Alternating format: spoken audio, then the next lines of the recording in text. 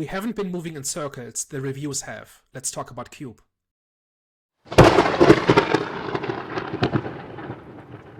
This is Have You Seen, in which we talk about a movie that some of us know well and others have just seen for the first time.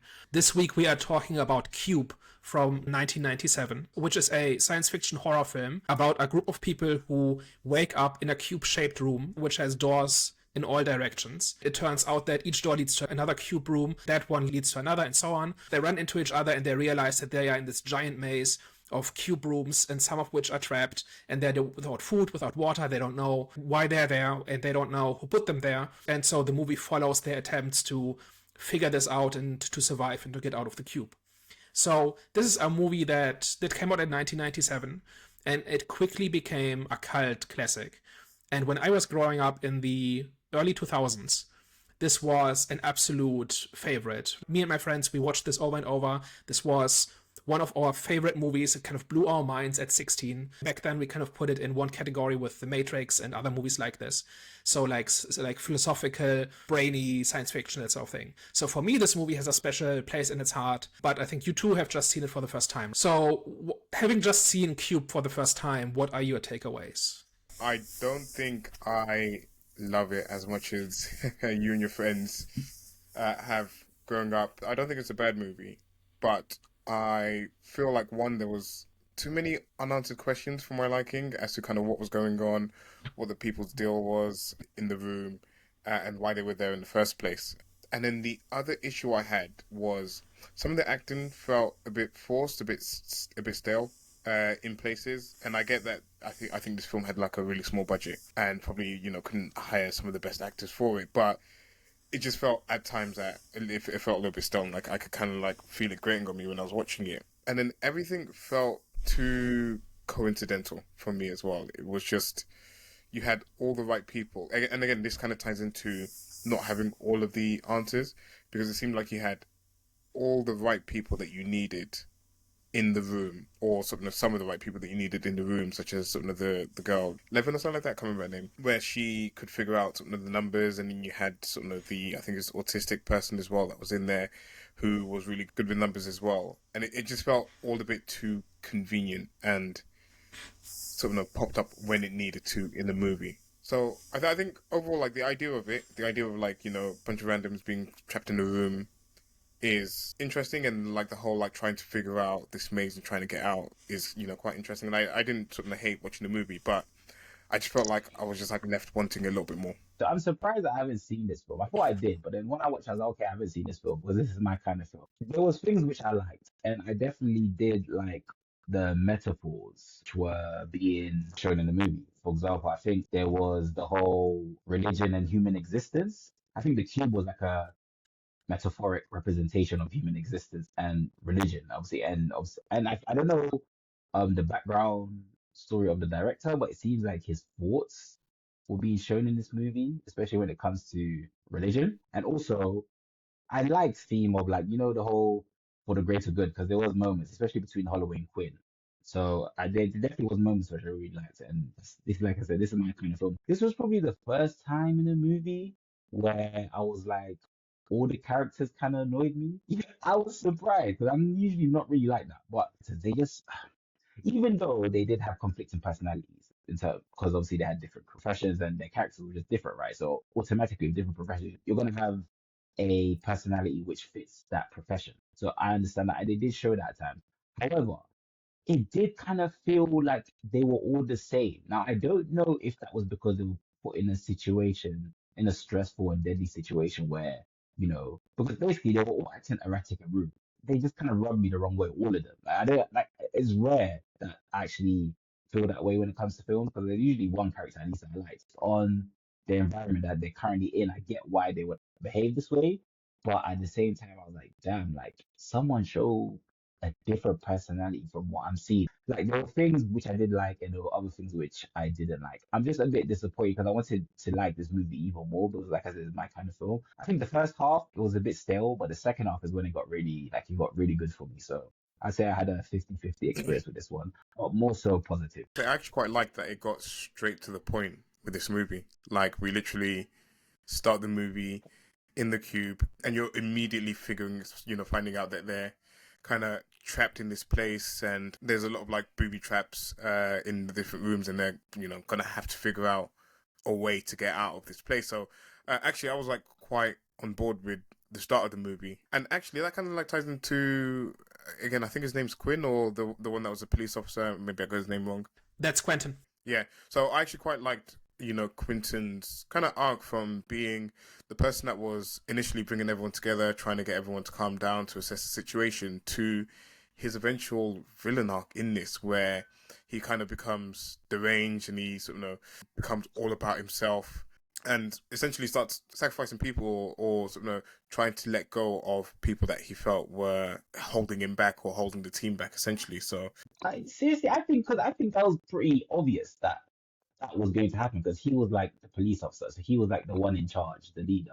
So I understand, like, it could have gone either way. It could have gone another way where he's losing control of his pack. However, I pretty much expected that he was going to be the first one to crack, because he was one of the biggest. So imagine the biggest in the room being the first one to lose it. I knew it was going to kind of go that way, but each to their own. I understand why you liked it, but for me, when I saw that, I was like, okay, that was pretty much expected. I think it's to be expected that a movie like this is going to be about the reactions of people, right? Put into an extreme situation, not knowing what's going on, trying to survive, but not knowing if there's a way for them to survive. And I think it makes sense that some people will try to help each other, some people will just shut down and panic, some people will try to control or exploit other people. I think it's a bit like The Mist in that way, right? Where people's personalities come out and people's true self kind of comes out in that kind of situation, right? Maybe we can go over the plot a little bit and see kind of like what our big takeaways were. So I think this movie is very plot focused, right? Like it's very high concept. It's like you said earlier, it starts right in the middle of the action, right? We don't see them being abducted.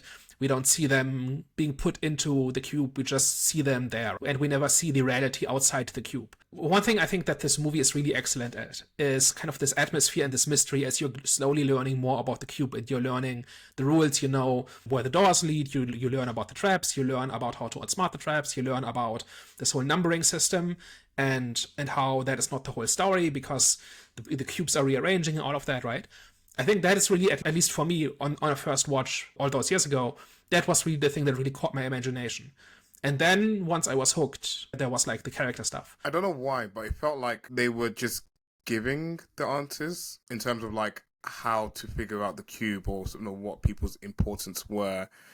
It didn't, like, to me, it didn't feel earned. It didn't feel like it was like this like great character kind of psychological breakdown of like who everyone was and why everyone was there. It just kind of like felt like, oh, there's numbers. Oh, like it could like, what could have been interesting is like seeing the girl that was breaking down the prime numbers get one or like so wrong at the start. She like kind of see that they're like trying to figure out, and as they're figuring out, they're potentially losing people at the same time. So it just kind of adds to the tension and adds to the risk involved in trying to escape the cube. But I don't know. As I was watching it, I was like, oh, like he's kind of figured this out too quickly. He's figured out why she has her glasses a bit too quickly, and it just kind of was moving at a fast pace, but I was on board with it. I was like, okay, cool. I don't think it's like meant to be like the main focus of what was going on. I think it was just to kind of like help the story move along and help them to kind of move from room to room, so that we can then get the different character interactions in the different rooms and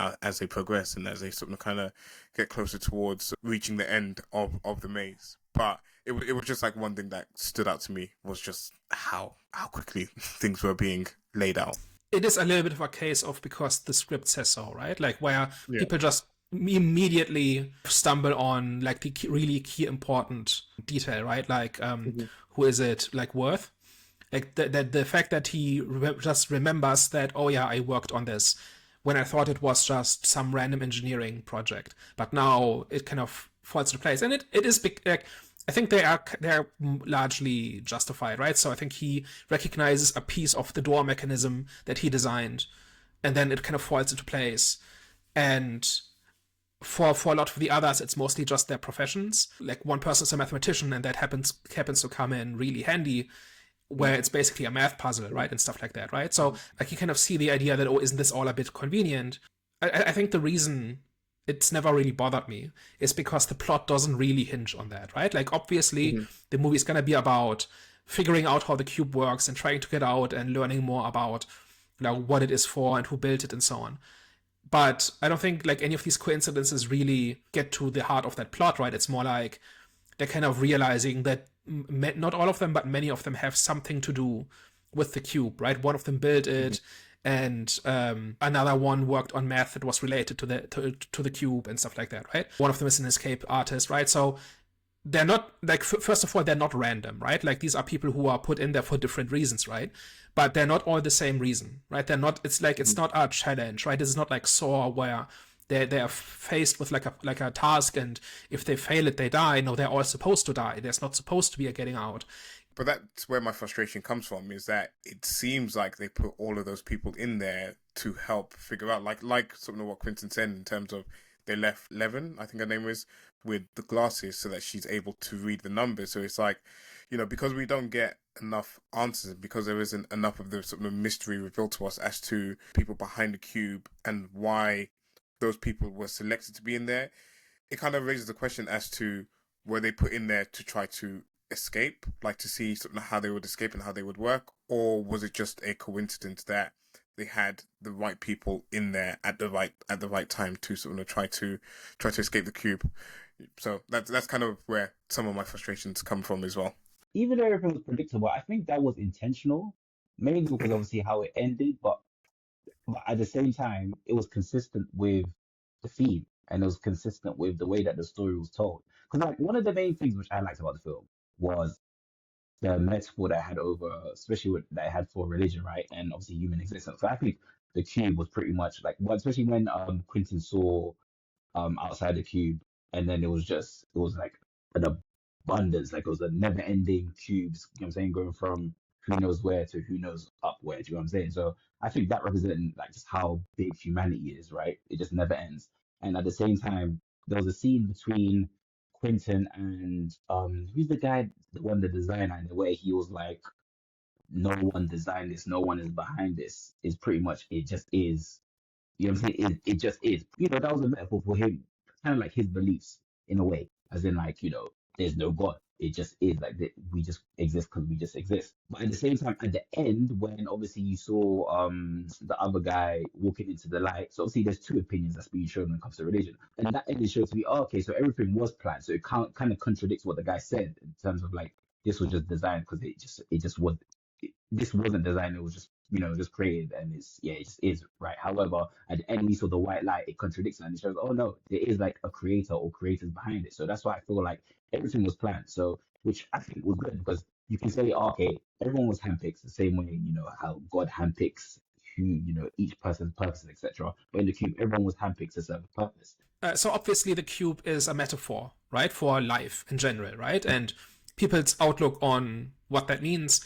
I never got the religious interpretation out of it. I got a very different one out of it. I'm curious if we got a third one. So mine is that it's basically just the complexity of life, right? This whole idea. So one of the characters, Holloway, is a conspiracy theorist, right?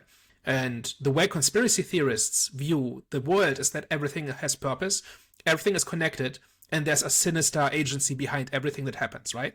So like conspiracy theories are like the extreme version of there's no such thing as coincidence. Everything is connected, everything means something. And this is the kind of the exact opposite, right? That the cube doesn't serve an obvious purpose, even if it's in order to get rid of like dissidents or something like that, or critics.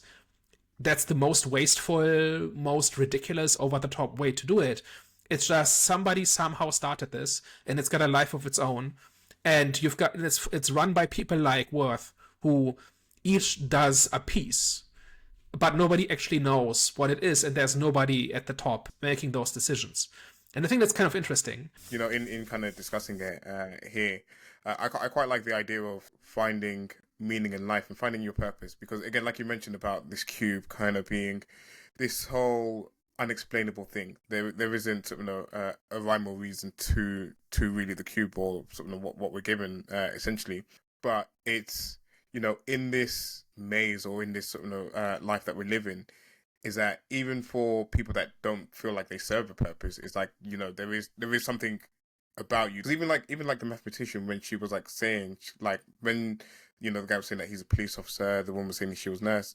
She was like, oh, I'm just a student, but you don't know how your life experiences, and you don't know how your skill set can be beneficial in the world if you sort of know, as long as you just kind of like apply yourself, or you make use of that. So And what impact you have on other people, right? Like everybody kind of has their background, and it all kind of has impacted on others, right? One of them built a part of the cube, another one is a police officer, and maybe some of the people he arrested ended up in the cube. One of them is a doctor and a bit of a like radical, a little bit of a rebel.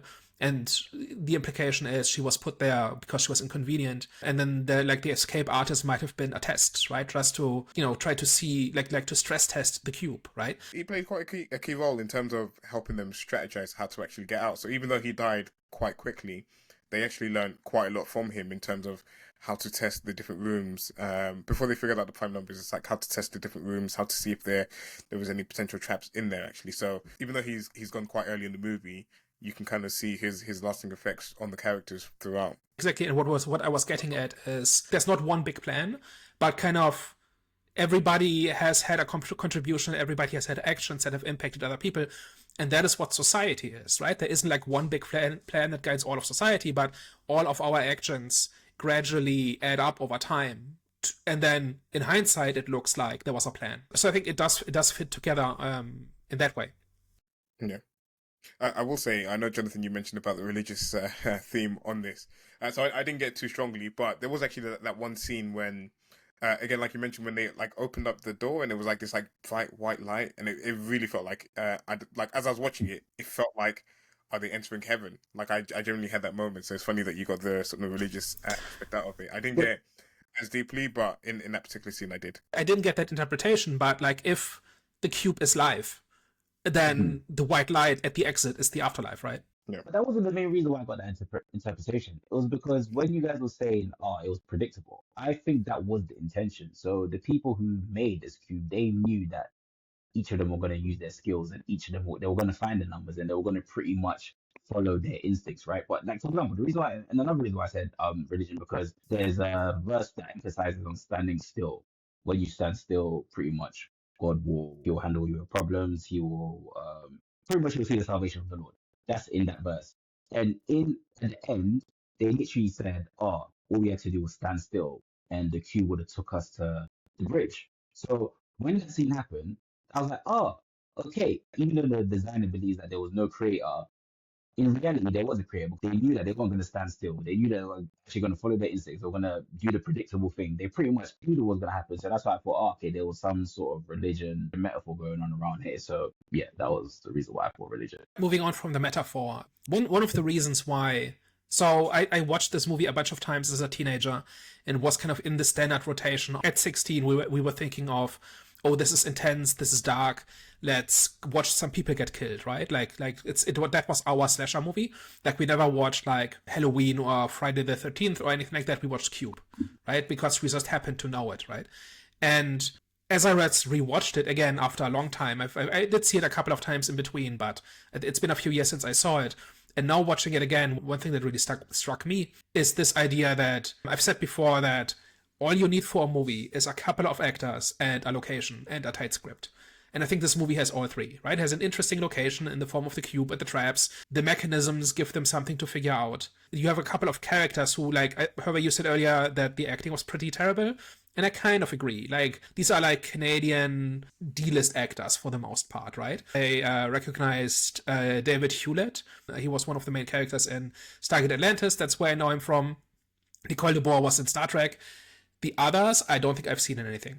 So I think they're all kind of like Canadian character actors that were available for cheap for an afternoon. And that's how this movie was made.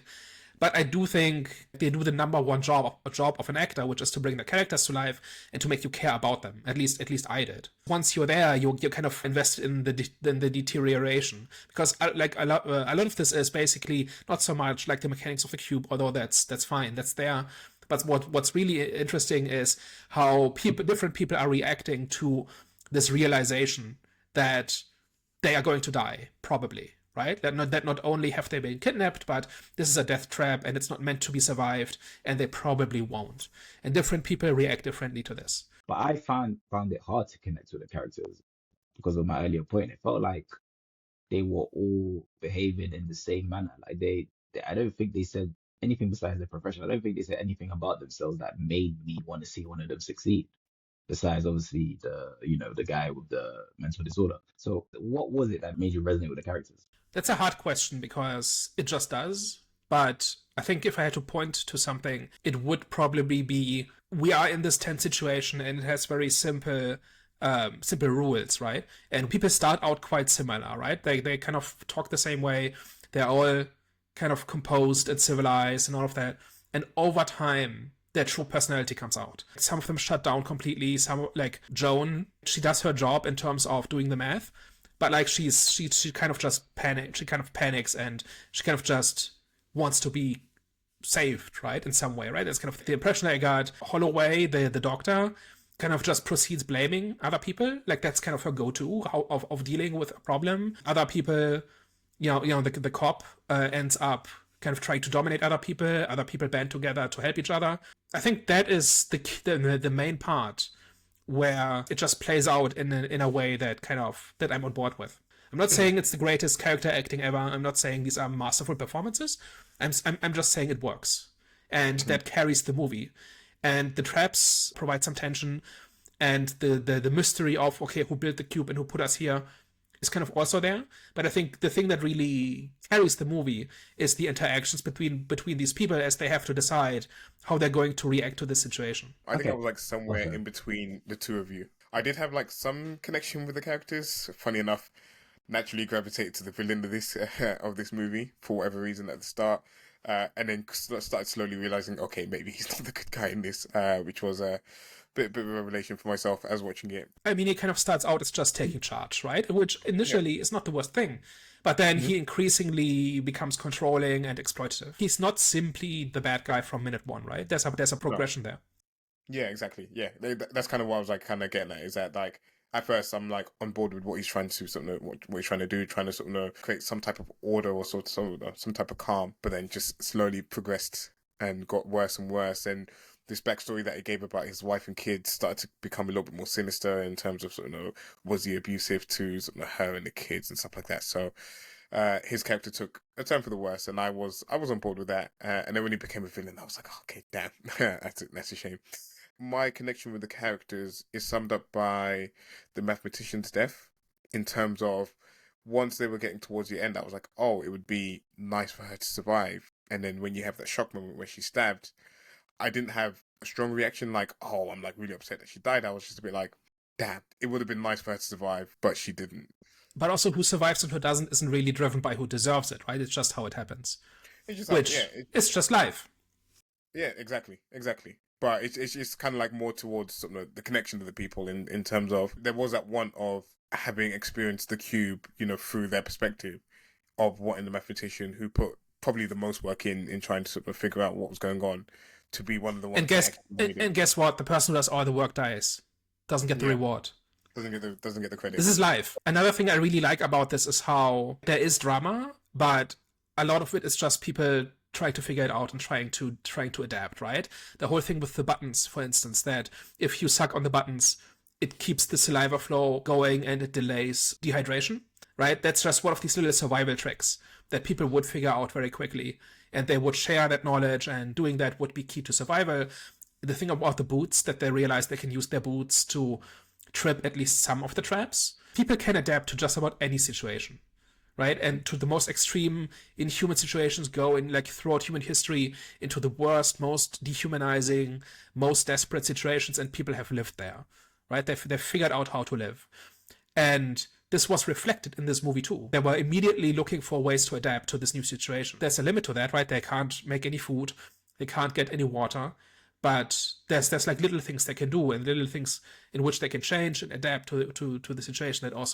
That's also like a neat touch, I think. It goes into this whole the cube is life in general kind of interpretation. Yeah. I would agree with that. I think the survival instincts in this movie kind of reminded me of prison, even though I've never been to prison. But when you see videos of like prisoners, the way that they're so creative and like create certain things just to survive, like when it comes to cooking, when it comes to communicating with each other, like if you've seen prison videos, then you know what I'm talking about. But yeah, I definitely do agree with that. It was definitely shown in this movie. You know what else people in prison do? They form gangs. Guess what the people in this movie do? I think in spite of the cheap production values, right? This was made for $350,000 Canadian in 1997, which for a movie is pretty limited. It's a couple of people in a room, right? It's like reused props all over the place. The acting is not of the highest caliber. I think that's the sort of thing that lends this a kind of relatability and believability, even though the scenario is completely absurd, right? No, like nobody's ever going to be in a situation like this. But if they were, this is how it would be. I fully acknowledge all your criticisms of this movie. And I realize it's not a piece of art, but it is a cult classic, right? Like a lot of people really latched onto this. It ended up making $9 million, which is something like a 30 times multiplier. That puts it in one of the more successful movies if you use that metric. But for me personally, this is just like nostalgia. So I grew up as an expat child in Asia in the early 2000s. We had a very small community. Our social life was basically buying bootleg DVDs on the market and going to watch DVDs Friday evening. That was our social life. And this was before the internet was really mainstream, right? And so we randomly latched onto movies that just happened to be on the market, right? That one of us found, and then we showed them to others, and it's kind of got passed around. There was like a scarcity element there where we had no idea what movies were out, and we kind of just watched whatever we found, and some of it really took off with us. And so for me, this is a movie everybody knows and everybody loves, because everybody I knew at age 15, 16, 17 loved this movie. But a lot of other people haven't. And watching this movie just the other day to refresh my memory in preparation for this, it kind of put me back into Shanghai 2002, right? Like with my friends on the couch watching DVDs until 2 in the morning. It's one of those movies. And that is kind of why I wanted to bring it up, because obviously you don't have this history, right? This movie would have been much older by the time you got around to watching it, right? Like if you had discovered it at the same age, right? So when I discovered it was a couple of years old. And I think that hits very differently than if you discover it when it's 10 years old. I definitely give it a benefit of the doubt. I don't like saying this, but I don't know if it's the first of its kind, but you can definitely see the inspiration other films have had with this, especially when it comes to a film called The Circle, if you guys seen it on Netflix. And I'll say that's a film that I do like as well. So you can definitely see the inspiration that of other movies when it comes to like social experiment type of movies. I'm assuming got from this one. And was okay. So wait, was this first of its kind? I'm sure there was social experiment movie before this. But in terms of like the big, like you said, this was like a big breakout film. Well, in terms of the budget in comparison to what it made in the box office sales. So was this like a social experiment type of film, which was one of the biggest ones, as in like one of the first biggest ones? So this predates The Matrix by a year, I think. I think that came out in 98. There must be like 70s science fiction movies where that happens too, where people are kind of just put into that kind of situation. I do think a lot of movies probably did receive inspiration from this movie, and I could see because they did have a lot of good ideas. And like you said, it relied heavily on a good script. And because if it didn't have a good script and it just relied solely on an idea and obviously the acting, then it wouldn't have been the cult classic that it is today. But I definitely do see why it would be nostalgia for you, and I do see why it would connect with many. Because like I said, it had many, like, this is fun. Like, this subject matter is fun. And the way that they did convey the messages and the metaphors and symbolisms, it was fun. It was definitely fun to watch, and it was refreshing to see. It absolutely developed a cult following, and there's actually 3 sequels that kind of build on this. There's Hypercube, Cube Zero, and there's a Japanese remake from 2021. And I've not seen the Japanese one, but the others are not great. And the reason they aren't is because they expand the lore, but in a way that kind of undermines the story. So one of them kind of just shows the people operating the cube and gives just way too much information. I think the third one was about how it was built. You get kind of an outside look at how the cube is operated, and I think that ruins the entire movie. Like, I think this movie only works if you don't know what's going on, and it's purely about people's reactions to the situation that they're in. As it's a sequel, progression in the story, especially with the way that this movie ended, could you argue and say that was the wrong route to take? Because I don't really see it. Like, they could have did a whole Saw, because I think for Saw for a couple of seasons we didn't know the mastermind behind the sadistic things that was going on until, like, I don't know, after episode like movie 3 or 4, I'm not too sure. But with this one, doesn't it kind of make sense to show the behind the scenes and the people that are actually responsible and how the cube works? Because obviously at the end we see that there is actually a way out. That's actually a case of it makes sense and it's still a bad idea, I think. Because first of all, I've seen those movies and they just don't add to it, like to the experience of Cube. But also, like on paper, it makes sense, right? Like the next one should develop the story, it should develop the concept, right? But then they do, and it's not great, right? We just seeing people go through like the process of administering the cube, and I think they decide. I think that's where somebody is delivered into the cube, and we see what goes into that and stuff like that. It's not good. Like it's not. It does not. It sounds a bit too like procedural as to like, this is how we do our job. Where And on paper it should work, right? Like on paper, seeing bureaucratic evil, like these are normal people. Again, like historical parallels, right? Like name people who kind of made the machinery of horrible, terrible things work. They are regular people and they go home to their families at in the evening, and they play with their dog, and they have hobbies and whatever. They're not monsters. They're people. And on paper, seeing those people who operate the cube with such indifference and cruelty, like this cube serves no other purpose other than being cruel, right? So on paper that should be interesting, but it's not. And I can't quite put my hands on why not.